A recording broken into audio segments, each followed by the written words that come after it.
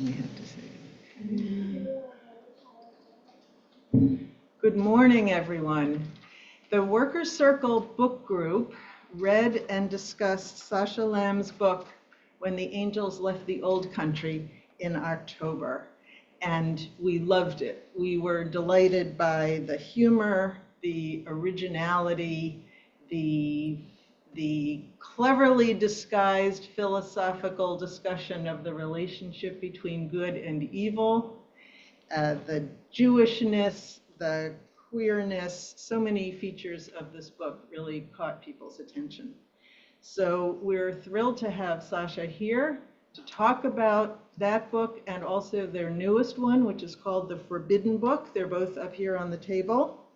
And we welcome, in addition to members of the book group, we welcome Teens Acting for Social Change, the Yiddish Committee, as well as Shule students, some of whom have also read the book, along with Shule student parents.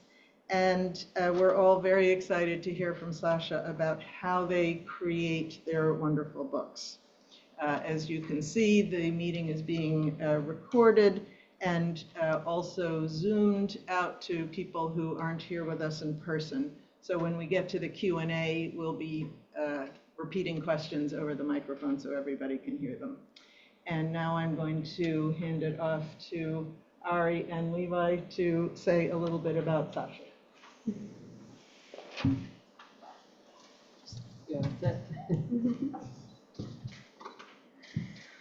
We are very happy to be introducing Sacha Lamb, who is an award-winning author. Sacha was a Lambda Literary Fellow, and their first novel, When the Angels Left Old County, was a Printz Honor Book, a Sidney Taylor Award winner, and a Stonewall Book Award winner.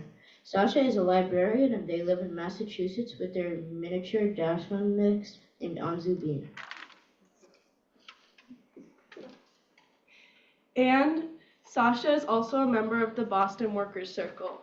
Personally, I have spent my whole time at Shule learning about the diaspora of my Jewish ancestors and even did an Ellis Island simulation at one point. So seeing all of this brought together and When the Angels Left the Old Country was so special and exciting to me. Additionally, watching Ash and Uriel explore their identities and unpack how the world perceived them hit very close to home. We look forward to what Sacha will tell us about how they write and to Sacha's answering all the questions we have since we read When the Angels Left the Old Country. Thank you so much. It's really exciting to see you all here, and I'm just gonna sort of go through how I came to write When the Angels Left the Old Country, and then tell you a little bit about the Forbidden Book as well. When the Angels Left the Old Country is my first book, and it's actually the first novel-length manuscript that I've finished, which is pretty unusual. Usually the first thing you publish wouldn't be the first thing that you write. I did write shorter pieces before that, some of which you can find for free online. One is called Avi Cantor Has 6 Months to Live, and one is called Epistolary from the Foreshadow YA anthology. So if you're interested, you can look those up. Those are short stories. But I became a Lambda Literary Fellow in 2018, which is a week-long workshop for LGBTQ+ writers, where you go and you spend the week workshopping with other queer writers, and you have a queer mentor who's a published author. And for that, I was working on a manuscript that was about grief, and it was very depressing to work on and very difficult. So after I finished that manuscript, I thought I would love to just do something fun. And I had just finished my master's degree at Simmons in their dual program for archives management and history. So for my history degree, I wrote about Jewish immigration, and specifically the gendered aspects of the immigration system and Jewish migration to the United States. So I was focused on a woman called Cecilia Rozovsky, who was the head of the National Council for Jewish Women's Immigrant Aid Wing in the 1920s, after they imposed the really, really restrictive quotas that kind of cut off Jewish migration.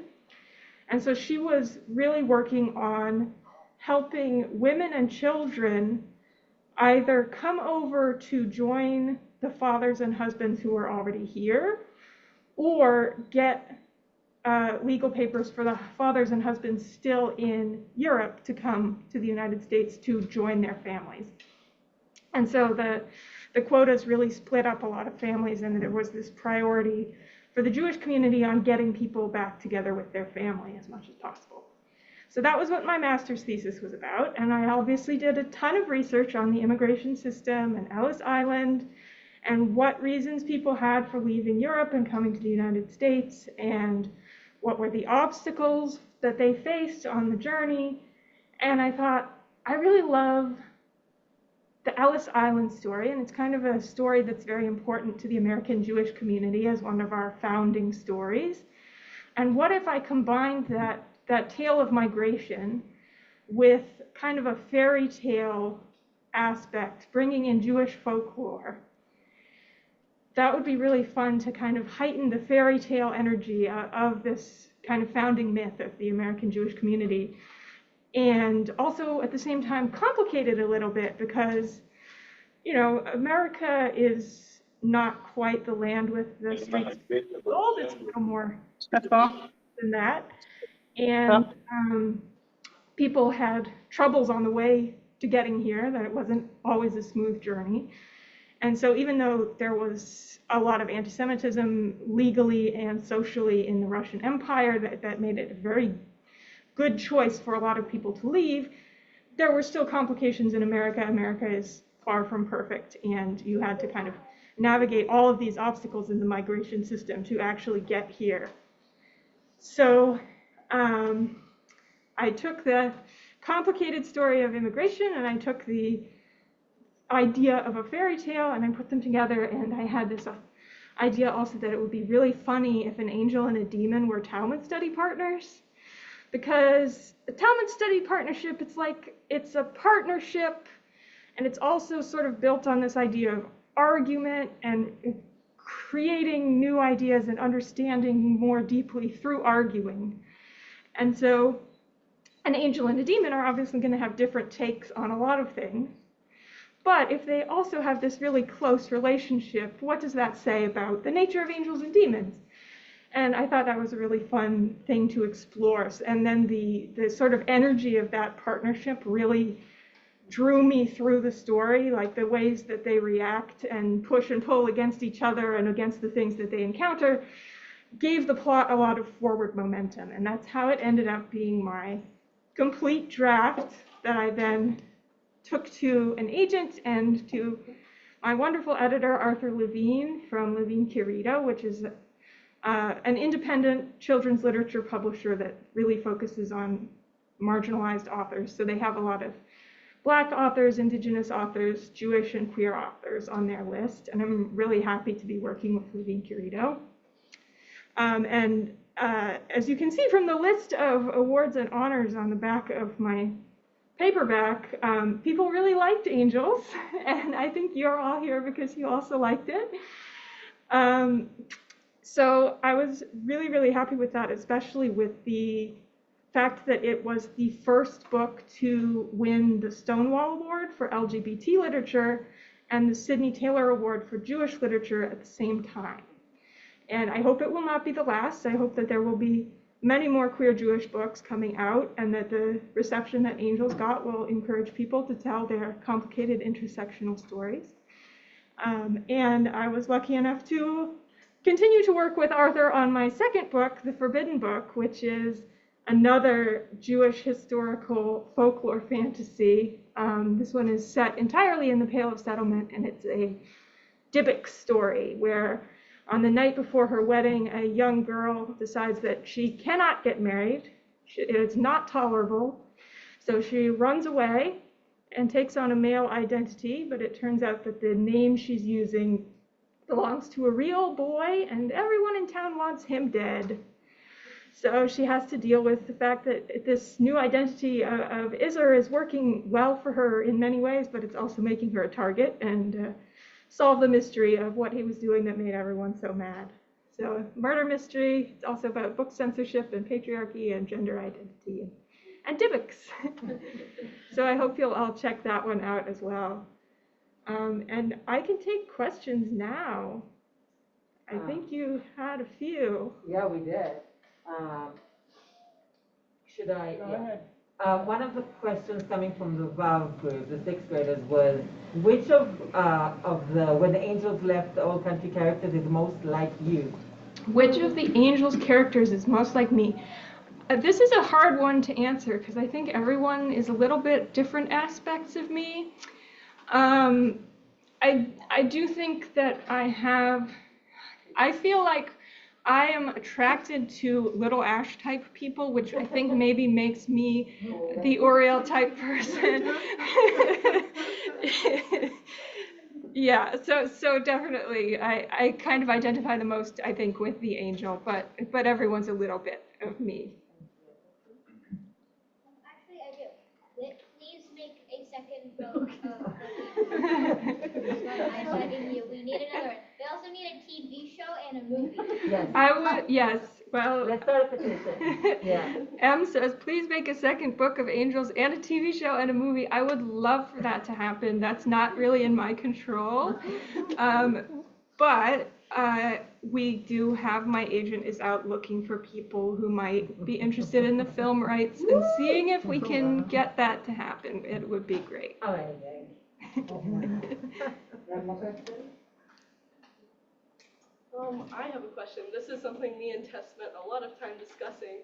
If you were to spend a day with any character from Angels, who would it be? And yes, Ash and Oriole do count as one. Okay, if I were going to spend a day with any character from Angels, who would it be? And I can count Ash and Oriole as one. Yeah, that would be kind of cool to hang out with them, because they have a lot of stories. What have they been up to? But I also think I would have a good time hanging out with Essie. A lot of my friends are kind of Essie-like people. Could you say a little bit more about why? I have a lot of friends who are very analytical and thoughtful, kind of scientific and academic type of people, and I find that very comfortable to hang out with. So, yeah. So the reason why Ari thinks that you count Asher and Oriole as one was because the book group was asking whether it's an adventure book or a romance book. And we discussed this, and I, thought it was an adventure. Some people thought it was romance, but then you want to share what you thought about why? I think it's more of an adventure book because I feel like romance books are when them getting together happens in the book, but I feel like they were always kind of just with each other. So the adventure is where what the book focuses on. Yeah, so there's this kind of discussion of whether it's more of an adventure book or more of a romance book, and Ari's take is that they kind of already had this partnership, so that the plot isn't about them getting together. I think of definitely their partnership is something that's established before the book starts, but also they're really, as they're going through their adventure and their context is changing, it sets off a lot of kind of, they have to kind of consciously work through a lot of things that they were doing already, but not really thinking about it. And so especially for the angel, like being removed from the basically unchanging context of their very small village, it has to make a lot of decisions about what it wants to keep about its own identity and itself, and what it doesn't want to keep, or what it doesn't want to adopt as part of being human. Like when they get the identity papers and it sees the little male marker on there, it's like, does one have to be a man to be a human? And little Ash is like, you've met women, but that's not really the point. Like what it's trying to say is, I'm kind of interested in this being human concept, but this gender thing does not feel good. So, being moved out of their context means that they have to kind of consciously think through their relationship, even though they were already in a relationship. Yes, let's go this way. Do you start writing books again? Yes. Did I start writing at a young age? Yeah, I have notebooks from when I was definitely 10, 11, 12 was when I really started writing a lot. I have tons of notebooks sort of locked up in my cabinet with like epic fantasy novels that I was writing. So I always knew that it was something that I wanted to do, and it was after I graduated from college was when I decided that I really wanted to work on getting published. But it had been something I was interested in before that, and I just got kind of busy with becoming a historian and getting my history degree and all of that. But it was something that I was always interested in, and I think that there's a lot of resources for young writers that if you're interested in, you should definitely look up and see if there's some kind of writing programs for young people or contests that you can enter and things like that, because there are a few, and some of them even get your published little work at the end, which would be really cool. So, yes. One that's actually I think it's mostly for private schools in Massachusetts right now, but it's the Courage Essay Contest. Courage Essay Contest, yes, that's a good thing to look up. And yeah, that's an interesting thing going on at my school right now. But I did not like this question, but someone wrote it. Is writing a book yummy? Oh, that was nice. Is writing a book yummy? I think in some way you really have to be enjoying the process of writing in order to actually get all the way through it, because publishing is really complicated. After you write something, you then have to take it to agents, and agents are the people who know all the editors and know what the editors want. And once you are working with an agent, your agent takes your book to all the editors and says, I have this book, it's about an angel and a demon who leave the little shtetl in Poland and come to America. And the editors get to say, yeah, I'm interested in buying that, or no, I'm not. In my case, I was really lucky, and an amazing editor, Arthur Levine, said, I want to buy this and I don't want you to show it to anybody else. I want it now. So, and we were like, yeah, we want to work with you. So he's also Jewish, he's queer, so he's like, he really gets it, and he was great to work with. So yeah, I think, but you go through these different layers of people potentially telling you they're not interested in your work, which is really scary. Yeah. And then also you have to go with the editors, they tell you how to make it better. And some of that involves telling you what they think doesn't work about it. And that's also really scary. So you have to have this experience of really enjoying what you're doing and loving your work in order to make it all the way through. If that answers the question of whether it's yummy, it's yummy. It has to be. It has to be yummy. Yes, blue and glasses. Where do I get my ideas from? Lots of it is from reading, from things I read. Like I said, the Ellis Island story idea came from my history research. And I graduated with my history degree, and now I work as a librarian for a science organization, so it's not really related to history, but I'm still reading a lot of history for fun. And some other places I get ideas are from other fiction. I read a lot of young adult fiction, and I read a lot of Yiddish literature, because Yiddish literature is awesome. And just kind of anything I can get my hands on, lots of ideas, other stories like podcasts and television and movies, and just kind of thinking about what is it that I liked about that story, and how can I play with that idea to make it mine, and what can I put together to make my own story, like taking the elements of queer exploration and Jewish folklore and putting them together with the Ellis Island story and seeing what happens. Lots of questions. Why are there two different covers for angels? Why are there two different covers for angels? So we had a a hardcover that was kind of flat color silhouettes, and then we have a paperback that is character art of Little Ash and Oriel. And I think really the idea behind it was to capture a different vibe with the paperback, because the hardcover kind of looks more serious, and the paperback really draws out the fact that this is a book about this relationship between Oriel and Little Ash, and it has kind of a softer feeling. And they just thought that having a new cover, and having specifically the cover with the character art, would attract readers who maybe weren't as interested in the hardcover. And I really like having both, because the hardcover can kind of slip under the radar, like it's not immediately obviously queer on the shelf. And for kids in certain places where people are trying to ban queer literature from their libraries, it's good that they might be able to get this book that doesn't obviously scream queerness. But the paperback cover is really obviously both queer and Jewish, and that's also cool to have that kind of visibility. So I like them both for different reasons. Let's do some designing. How long did it take? And also, do you use Grammarly? How long did it take, and do I use Grammarly? I don't use Grammarly.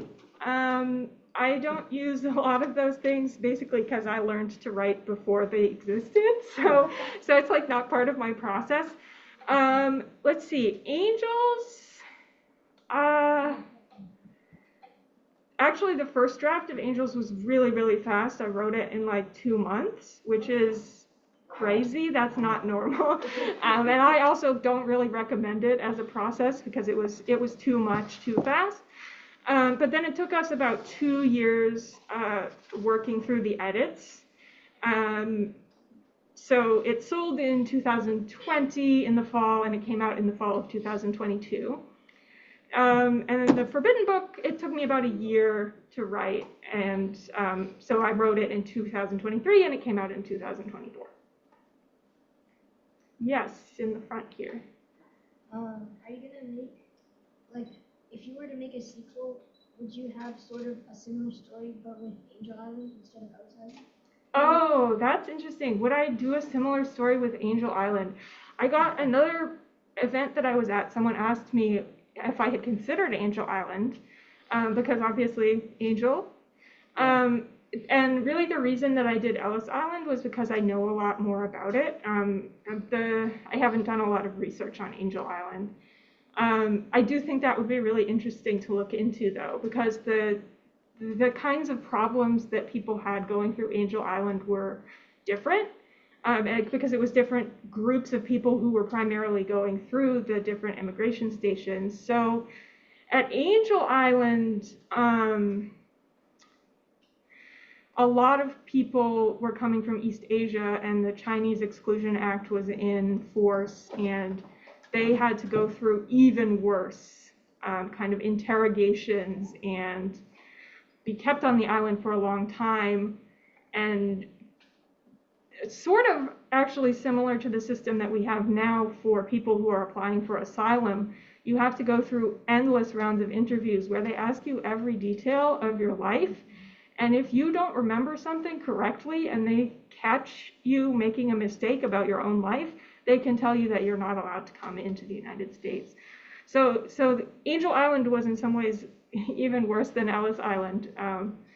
And so it's a very interesting thing to explore, but it's not something that I've looked into to the degree that I feel ready to write about it.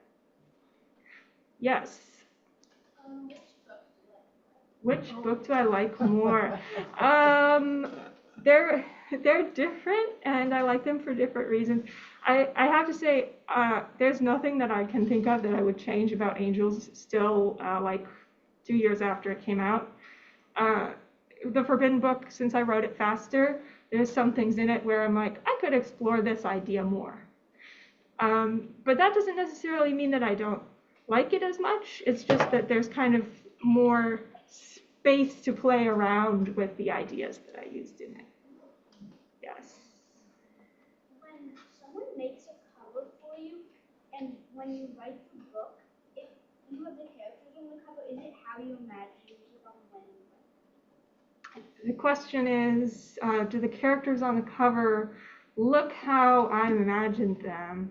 A lot of times the artist is inventing the designs or using whatever you wrote. And the process is basically that the publisher goes to the artist and says, here, like they give kind of an outline of the book and what kind of atmosphere they're looking for the cover. And then the artist comes back with sketches, and the author and the publisher discuss whether we like the sketches or not. So I didn't choose the artist, but I did choose which of his concepts I liked the best. And we worked on those for the paperback to get what the characters look like. And he was actually using, the Levine Querido team came to me and said, are there drawings of your characters that you like? And I sent them some drawings that were mine and some drawings that were fan art that people had drawn. And I said, these are my favorites. These are what they look like. And I'm kind of more drawn to a cartoonish style. So all of my favorite drawings were in a more cartoonish style, and he's more of a realistic portrait painter. So we ended up with a more realistic take on the cartoon designs that I had. From basically my own drawings in the end. So it's pretty cool that this is my design interpreted by another artist. That was really cool. So yeah, the basic designs were in fact what I had imagined, but the style is not quite my style. Yes. What comes first, wanting to write a book or having the idea? Wanting to write a book or having the idea, what comes first? Well, for me, it's definitely, I want to write something. When will I have a good enough idea? Like, when will the idea come that will let me write? And then the idea comes, and then that's when I can actually write, is after the idea. So it's like, I do have times when I'm like, when's the next idea? And after Angels came out, because I was so busy after it came out, like, doing events for it and just learning how to be a published author, that I didn't have any space in my head for new ideas. And I was really worried for a little while. I was like, what if I never have another idea? And then like the idea for the Forbidden Book just popped up. It was like, what if there was a girl and she didn't want to get married and she had a Dybbuk? And I was like, yeah, that would be great. So, and then once I have the idea, usually I can tell that when an idea is going to work, like when it has enough conflict in the initial idea to lead me all the way through a plot. And once I have that, it's pretty fast from like the start of actually writing to finishing a draft. Yes. Do I procrastinate a lot? Yes, I do. So far, I have told my editor every time that I need the deadline to be twice as far away as I actually think it will take me. So I thought it would take me 6 months to write the Forbidden Book, and I said, I need a year, and then I used the year. And some of it is, procrastination isn't always bad, because sometimes what it is that when you're actually sitting down to work on the project, there's some puzzle that you haven't solved yet, and you're trying to fix something that you actually need more time to work through. So for me, usually when I'm writing and I'm procrastinating, what it means is that there's some question that I need the answer to that I haven't answered yet. So for the Forbidden Book, there's a murder mystery in it. And I started writing from the beginning of the book and wrote toward the end. You know, I was writing scenes in order.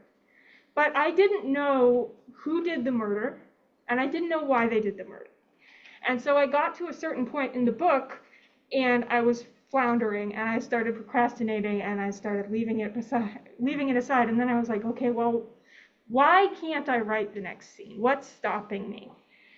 And it was that I hadn't figured out all the details of the mystery. So I sat down and I made a chart, and I put all the suspects, and I put why, like, you know, means, motive, opportunity, who in this book wanted this character dead, why could they have done it, why could they not have done it, and I put all of that together, and then I looked at it all in one place, and I was like, okay, what's thematically for the story, what's the strongest answer for who arranged to have this person killed or who killed him. And once I had sat down and worked out all those problems, then immediately I started writing, and the scenes were coming quicker and quicker. So I think often it's just that there's some puzzle piece that's missing, and you're unconsciously aware of that missing puzzle piece, and that is actually stopping you from working on something. And sometimes it's just that you're too tired. But yeah, I think procrastination can actually be useful, and as long as you understand your own process. Yes. Sorry, my voice is like crazy because I'm really tired. But okay. Have you ever written with like another person? Because like me and my friend are trying to write books, but we keep procrastinating. So I wonder if we're procrastinating because we can't work together all the time. Yeah, collaboration. I have never worked on a project from start to finish with someone else. So I do think there's a challenge with collaboration where, each person has a creative timeline and a schedule of other stuff that's not the writing. And you have to bring the two of you together. So it's kind of like all of those little mismatches in timing gets multiplied by each other. So it can be a lot harder to really work out a timeline. But also, I think I don't think that I could write without discussing it with my friends. Like, I'm doing all of my own writing, but I have to bounce ideas off of my friends. Like I said, for this part where I was figuring out the answer to the murder mystery, I was texting my partner a lot. And I was like, what if this person did it? And what would that mean? And like, if I did this certain plot point, would that be playing too much into anti-Jewish stereotypes? Because this is a book where there's a rabbi at a secret book, which if you did it wrong, could really come across badly. And I was like, what if I do this? What if I do that? What do you think of that? Kind of getting that other perspective from the outside. That's really, really useful. So I think that something like making a Google Doc for yourselves and just having a little discussion in the Google Doc, even when you're not in the same room, can be helpful. Because then, you can bounce ideas off of each other. Even when somebody else is asleep, you're awake and you have the idea. You can just throw it to them and wait for them to wake up. But yeah, getting everyone together is a challenge. Yes.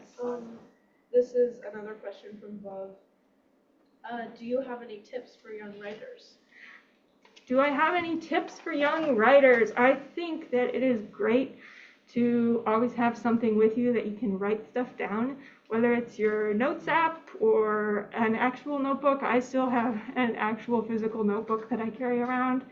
And then I end up often using my notes app instead of the notebook. But just because sometimes you don't know when an idea is going to come to you. And I noticed you already did a lot of annotation in your copy of Angels. That's great, because that means you're noticing what is working for you. I don't annotate in my books directly because I just never got in that habit. And I kind of wish I had, because I think it's really cool when people annotate their books. But personally, I usually notice something and I'm like, ooh, that's an interesting idea, and then I write it down in a little notebook on the side, and I'm like, I was reading about I don't know, what was I reading? I was reading this medieval history book and I had this idea about this thing. So that way I know what book it was that gave me the idea, and I know what the idea was, and then I have it written down somewhere, and then I can go back later. So like I had, almost like little sticky notes of ideas that had popped up while I was reading something, and I didn't know what I wanted to do with them yet, but they were in my collection. And I used a couple of them for the Forbidden Book, where I had like a scary black dog, that I had this idea about a scary black dog where maybe the dog is very scary, but maybe the dog also has other motives. And it was this idea that I had from reading a book about the lost tribes of Israel, which was a weird kind of irrelevant to what I ultimately ended up using the idea for. But it was this scene where this guy was, he and his friend were skipping class in yeshiva, and this scary dog kind of chased them. And then they later realized that the scary dog had chased them away from a riot, that they would have been probably harmed if they had gone in that direction. So it was kind of an interesting story about a dog whose motives are unclear. um, and that was something that I had written down, and I used it, multiple years later for something. So yeah, just kind of keeping track of what interests you, and noticing when you're really enjoying something, and thinking about what is it that I'm really enjoying about this. Yeah, and reading and exploring as many stories as you can is always good. Yes. So where do you is it a piece of paper or online? And if so, what program? Do I write physical paper or online, and what programs do I use? I still write quite a lot on paper because it's kind of nice to have all the distractions be gone, but also because it's very convenient. I write a lot on my phone, often on the red line when I'm commuting. I have Google Docs. Some people don't recommend Google Docs because I guess AI scrapes it, but this is, I don't know. I haven't really gone through the question of how much do I care about AI scraping from my Google Docs versus how useful is it that Google Docs syncs between my phone and my tablet and my laptop and everything. And then I also use Microsoft Word because track changes is useful for editing. We have a question from someone on the Zoom audience. Tess, shall I ask it? Yep, you Okay. can. All right, I'm going to take my mask off so I can be louder. So the question from Lynn online is, in 100 years or whatever, when LGBTQ problems are resolved, what significance will your works have? In other words, when, oops, something just got in the way of my screen, but in other words, when gender is not as contentious an issue as it is now. Well, I really hope that in 100 years gender will not be as contentious an issue as it is now. They're not lectures about LGBTQ rights. They're stories about people going on adventures and finding themselves. And I think in a way that there's a universality to the story of discovering your own identity. And that's kind of why I write for a teen audience, is because the moments of discovering who you are for the first time are really exciting.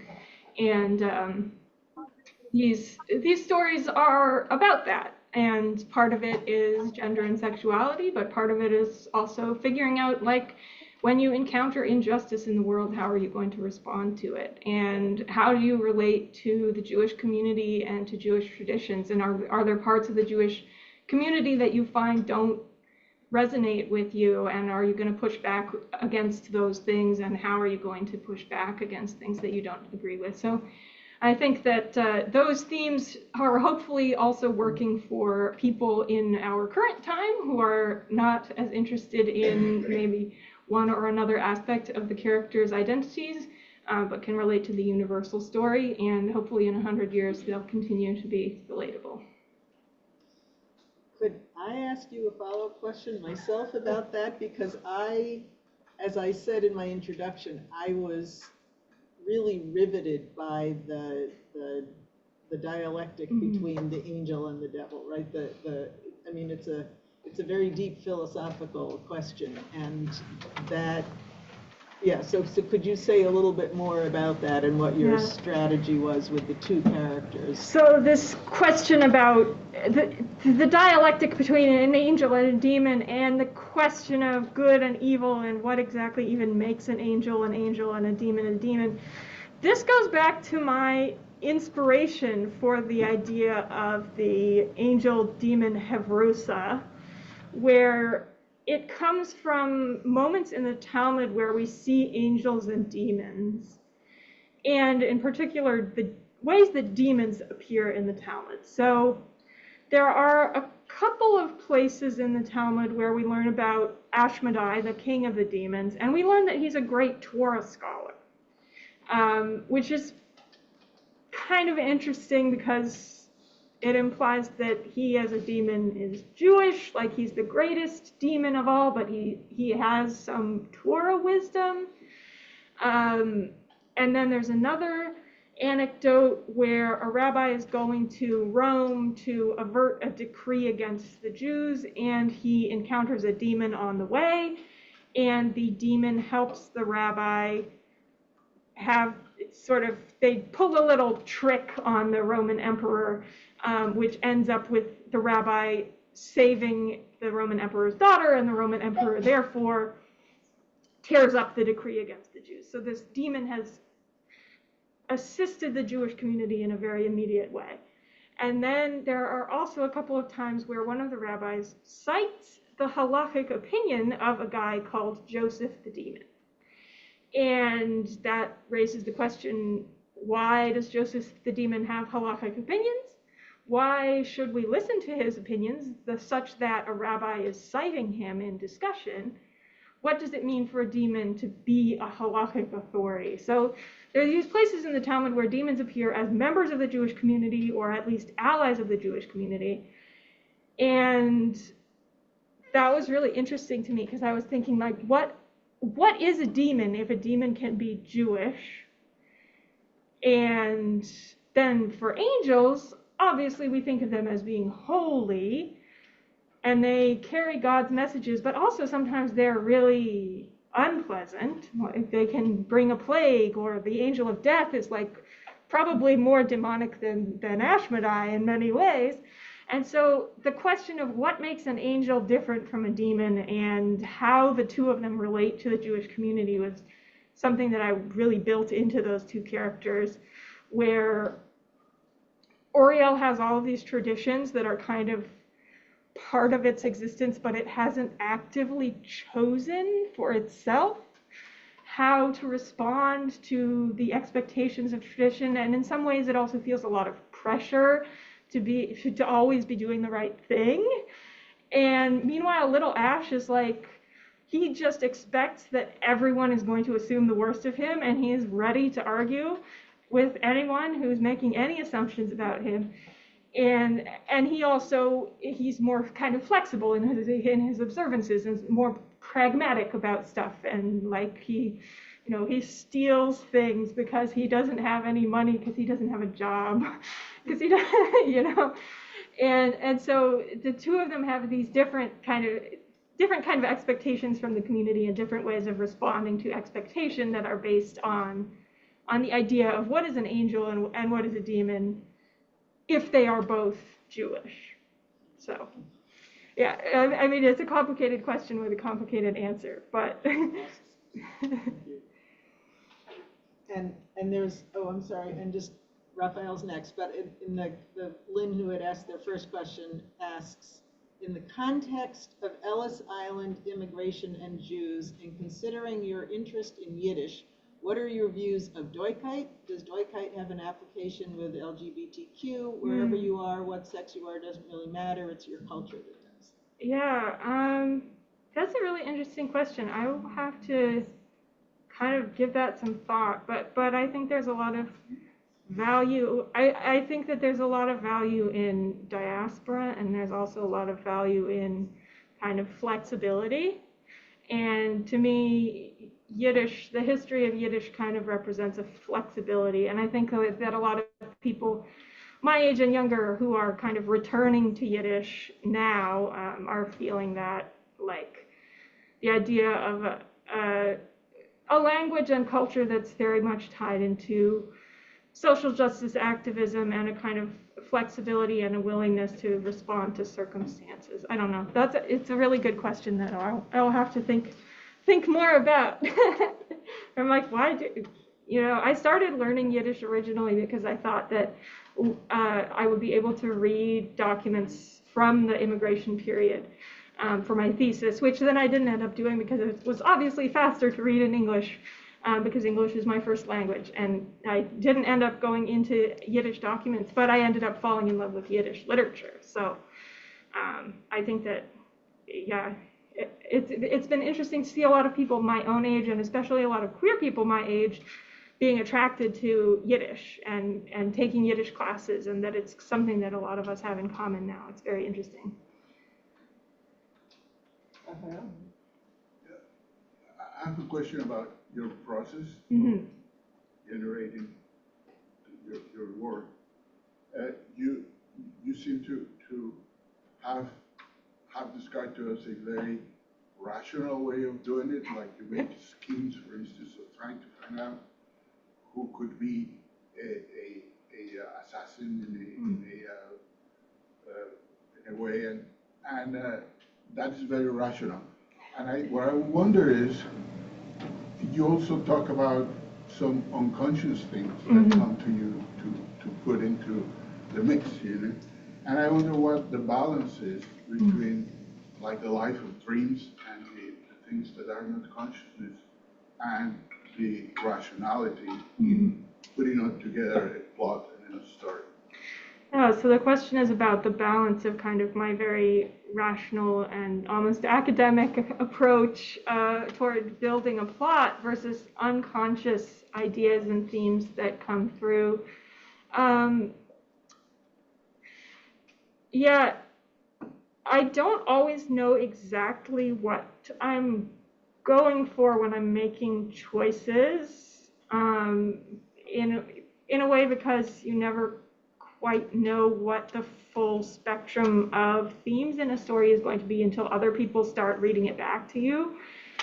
There's a lot of stuff in Angels that I was like, oh, I didn't really think about that consciously while I was writing it. Like somebody pointed out that it's a book about a lot of kind of community obligation and obligation to each other within a community. And that wasn't something I was thinking about while I was writing it. I was really just thinking, oh, what will they do if this happens? And what will they do if that happens? And let's put them in a dance hall. And now wouldn't it be fun if they stole a car? And kind of just doing what felt right to me in the moment. And then often what feels right is actually what is in line with a theme or with something that I'm trying to express unconsciously. And it's more that the mechanics of the plot and the accuracy of the history, where I've done a lot of research before I start writing, those are the things that I really look at analytically. And then the themes are a little more organic, and they kind of come of their own without me sitting down and thinking, I'm going to write a book where the theme is this. So, yeah, it's kind of almost,